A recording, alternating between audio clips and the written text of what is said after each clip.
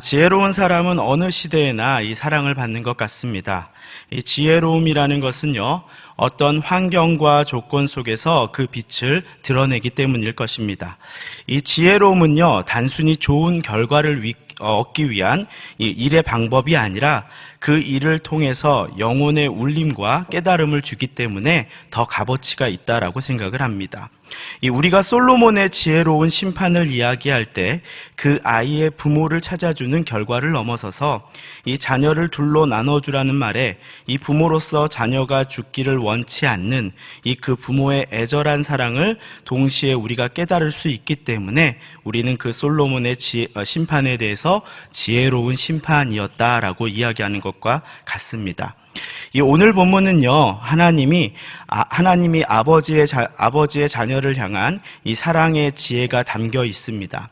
이 죄를 지은 자신의 형제나 자매가 버림당하지 않고 다시 제자도의 길로 돌아올 수 있도록 최선을 다하시는 하나님의 이 사랑의 지혜가 담겨 있는 것이 오늘 본문의 이야기입니다.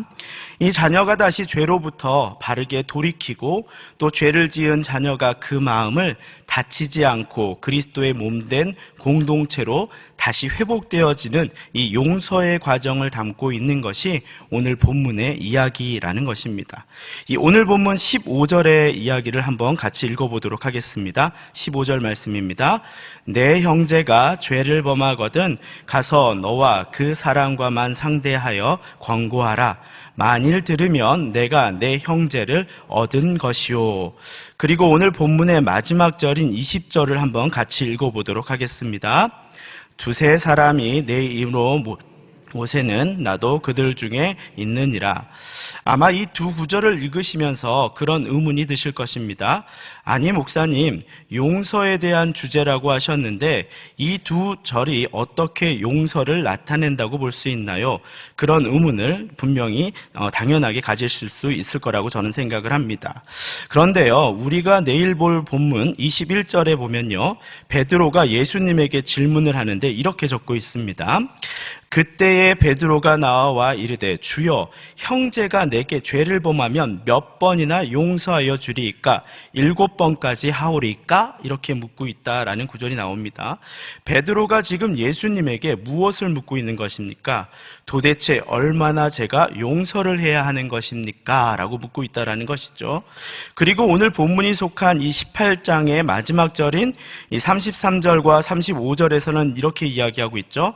내가 너를 불쌍히 여김과 같이 너도 내 동료를 불쌍히 여김이 마땅하지 아니하냐고, 또 너희가 각각 마음으로부터 형제를 용서하지 아니하면 나의 하늘 아버지께서도 너희에게 이와 같이 하시리라, 이렇게 이야기하고 말씀하시면서 예수님이 18장의 말씀을 제자들에게 하시기를 마치는 모습이 나온다라는 것이죠. 이처럼 오늘 본문이 이야기하고 있는 내용은 바로 용서에 대한 과정과 용서를 이루는 지혜에 대한 예수님의 이야기를 담고 있다라는 것입니다.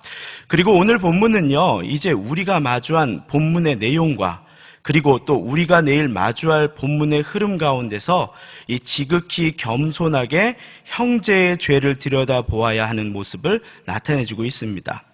어제 본문에서 우리는요, 어린아이와 같은 믿음으로 겸손하게 사는 삶, 또 어린아이와 같은 신자를 기쁨으로 영접하는 인생, 또 그리고 지극히 작은 자를 시험 들게 하지 말아야 하며, 또 지극히 작은 자 중에 하나라도 잃는 것은 하늘에 계신 너희 아버지의 뜻이 아니며, 혹여 우리가 그럴 경우에는 우리가 우리 발을 찍어내어 버리고 눈을 빼버리는 게 낫다라고 예수님께서 말씀하셨죠.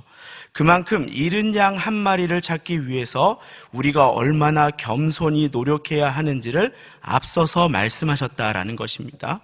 그리고 내일 보게 될 본문의 핵심은 무엇입니까? 물론 내일 설교를 해주실 목사님께서 깊게 말씀을 더욱 풀어주시겠지만, 이 자기의 탕감받은 빚을 생각하지 못하고 타인을 용서할 줄 모르는 종에 대한 비유가 이 내일의 말씀입니다. 이런 본문의 구조 가운데서 오늘 우리가 누군가의 죄를 용서해야 한다면, 또 누군가의 죄를 고발해야 한다면 우리는 어떤 자세를 가져야 하겠습니까? 바로 이 마음의 자세가 오늘 우리가 본문에 접근하는 이 시작점이 될 것이다 라는 것입니다. 내 형제가 죄를 범하거든 잃은 양을 찾는 심정으로 주홍같이 붉었던 나의 죄를 살리신 주님이 그도 살리실 것을 믿고 나도 그와 같은 자임을 알고 겸손히 나아가야 할 것입니다. 이것이 바로 우리의 시작점이다라는 것이죠. 이렇게 예수님이 우리에게 알려주시는 이 지혜로운 용서의 이 단계 첫 번째는요, 이 15절의 말씀에 나와 있습니다. 너와 그 사람과만 상대하여 권고하라 라고 이야기합니다. 이 부끄럽게 하지 말 것이며 복수의 마음으로 가지 말 것이며 증오의 마음으로 가지 말 것이며 분노를 위해 험담하거나 조사하여 이를 크게 만들지 말고 빛을 비추어 죄를 깨닫게 하라라고 말하는 것입니다. 기본적으로 진실한 인간관계를 기본으로 두고 부드러움과 인내를 품은 일련의 만남을 가지라고 말하는 것입니다. 이 사랑의 마음으로 실족한 성도를 바로잡기 위한 것임을 잊지 말아라라고 말합니다. 동기가 그렇게 사랑에서 출발하였기에 형제를 얻게 될 것이다 라고 본문은 이야기하고 있다라는 것이죠. 이 두 번째는요, 이 16절의 말씀입니다. 이 한두 사람을 데리고 가서 두세 증인의 말마다 확증하게 하라라고 얘기합니다. 자, 사랑으로서 그를 살리기 위해서 만난다고 했죠. 이 말은 사랑의 권면을 더하게 하는 것임을 잊지 말아야 해요. 사람을 더 데리고 간다라는 것은 사랑으로서 그를 더 살리겠다라는 말인 것이에요. 또한 두세 증인의 증언을 통해 객관성을 돌아볼 수 있는 것도 될 것이에요.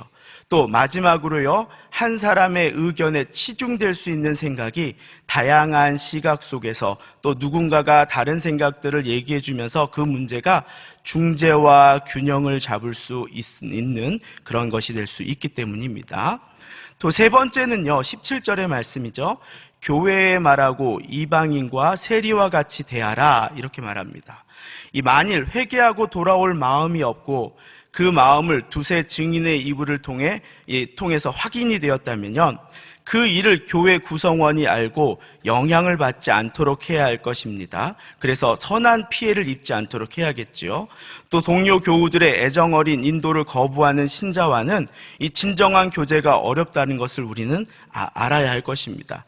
그가 잘못을 깨닫고 회개하며 회복하도록 그에게 권징을 주는 것이겠죠.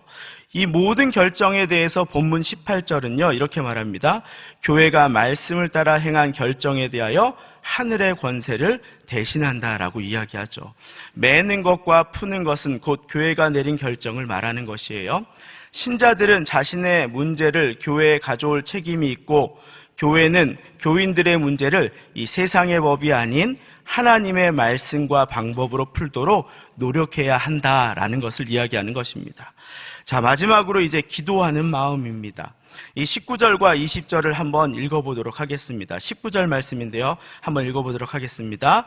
진실로 다시 너희에게 이르노니 너희 중에 두 사람이 땅에서 합심하여 무엇이든지 구하면 하늘에 계신 내 아버지께서 그들을 위하여 이루게 하시리라. 두세 사람이 내 이름으로 모인 곳에는 나도 그들 중에 있느니라. 자, 19절과 20절은요, 아버지께서 포기하지 않으시는 사람들에 대하여 마지막까지 그들을 위해 함께 모여 기도하면 나의 마음도 그 가운데 함께 있다는 것을 말씀하고 있다는 것이죠. 나의 백성을 회복시키고 용서하여 돌아오게 하는 그 모든 자리에 내가 함께 있으며 나도 너희의 그런 기도를 듣고 응답하시겠다라는 그 아버지의 약속을 우리에게 보여주고 있다라는 것이죠. 우리는 가끔 너무나 쉽게 영혼에 대한 사랑을 포기하는 경우가 있습니다. 예수님의 가르침을 따라 상처받고 힘든 사람이지만 그들을 포기하지 않고 실족한 사람들을 끝까지 찾는 그 아버지의 마음을 행하려고 하면 성령님께서 우리 가운데 거하시며 회복의 모든 일을 도우시고 풀어주실 것이라는 걸 믿고 함께 기도해야 한다라는 것이죠. 실족한 영혼을 구원하기 위한 모든 간구 무엇이든지 구하면 하늘의 아버지께서 약속으로 주시겠다라는 것이죠. 그러한 기도 모임 가운데 내가 함께 있다라는 것입니다. 실족한 영혼을 살리고자 하는 그 마음으로 모인 그 기도의 자리에 바로 예수님께서 함께 계신다라고 약속하신 것입니다. 자, 이제 오늘 말씀을 마치도록 하겠습니다. 이 성경에서는요, 사단에 대해서 적대하는 자, 고발하는 자, 비방하는 자라는 표현을 씁니다. 그는 우리들의 죄를 고발하고 그 죄가 용서받을 수 없는 죄라고 소문을 내고 갈등을 만들어내며 그 일을 크게 만들려고 합니다. 우리의 죄는 너무 커서 용서받을 수 없다고 말합니다. 그것이 바로 사단의 거짓말들이죠. 그는 고발만 할 뿐 아니라 영혼을 살리고자 하는 마음이 없는 자입니다. 이 성경에서도 고발자들은 특히 항상 남의 문제를 들춰내는 데에 관심이 많은 사람들이었습니다. 그들에게 자비와 긍휼은 없었습니다. 이 요한복음 8장에서 서기관들과 바리새인들이 이 가늠하다가 잡혀온 여인들을 예수께 끌고 와서 고발하기를 이렇게 얘기합니다. 예수께 말하되 선생이여, 이 여자가 가늠하다가 현장에서 잡혔나이다. 모세는 율법에 이러한 여자를 돌로 치라 명하였거니와 선생님은 어떻게 말하겠나이까? 그들은 그렇게 고발하고 간음으로 잡혀온 여인에 대하여 돌을 들어 죽이려고 하였죠. 그러나 예수님은 요한복음에서 뭐라고 말씀하십니까? 예수께서 일어나사 여자 외에는 아무도 없는 것을 보시고 이르시되 여자여, 너를 고발하던 그들이 어디 있느냐? 너를 정죄하던 자가 어디 있느냐? 대답하되 주여 없나이다. 예수께서 이르시되 나도 너를 정죄하지 아니하노니 가서 다시는 죄를 범하지 말라 하시니라. 이렇게 말씀하시죠. 이것이 예수님이 여인에게 개인적으로 하신 회복의 과정, 용서의 과정인 것이죠. 소문내지 아니하고 그를 판단하지 아니하고 사랑으로 돌이키기를 원하시는 하나님의 방식인 것입니다. 여러분, 우리의 셀에는 지금 긍휼이 있습니까? 많은 셀이 깨지고 신음하고 있는 모습을 봅니다. 믿는 사람이 왜 그러냐고 고발이 난무하는 그곳에서, 이리저리 상처투성이뿐인 그곳에서 우리 주님이 말씀하신 사랑의 권면과 사랑의 합심 기도가 그곳에 있는지를 저는 돌아보게 됩니다. 이 로마서 13장 8절부터 10절에서 이런 말이 있습니다. 피차 사랑의 빚 외에는 아무에게든지 아무 빚도 지지 말라. 남을 사랑하는 자는 율법을 다 이루었느니라. 간음하지 말라, 살인하지 말라, 도둑질하지 말라, 탐내지 말라 한 것과 그 외에 다른 계명이 있을지라도 내 이웃을 내 자신과 같이 사랑하라 하신 그 말씀 가운데 다 들었느니라. 사랑은 이웃에게 악을 행하지 아니하나니 그러므로 사랑은 율법의 완성이니라. 우리가 율법을 지킴도 사랑의 기본에서 시작되어야 하는 것처럼 우리가 누군가를 아이같이 연약해 시험받아 힘들어하는 내 셀 안의 성도를 긍휼하게 여기며 그를 위해 모여 기도할 때도 사랑의 띠를 메고 가서 사랑으로 권면하고 사랑으로 기도하고 사랑으로 용서하고 그리고 거듭 사랑으로 용서하며 진정 예수님의 마음을 따르는 동산의 모든 셀 공동체가 되기를 저는 소망합니다. 아멘. 이 시간 한번 기도했으면 좋겠습니다. 사랑의 공동체, 서로를 살리는 공동체, 형제의 죄를 위해서 서로가 낫기를 바라며 눈물을 흘리는 기도하는 공동체, 회복이 일어나는 공동체, 하나님의 역사하는 공동체가 되기를 함께 기도했으면 좋겠습니다.